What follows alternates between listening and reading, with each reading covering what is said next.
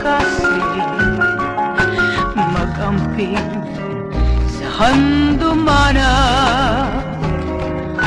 mapabilin ang pagpatingtim mo sa mga way pagkalaos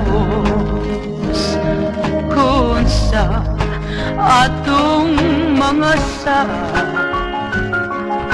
sakaling mamalhin ka na lang. Ug ang tanan di mo na kalimtan, di mausap nining dugha.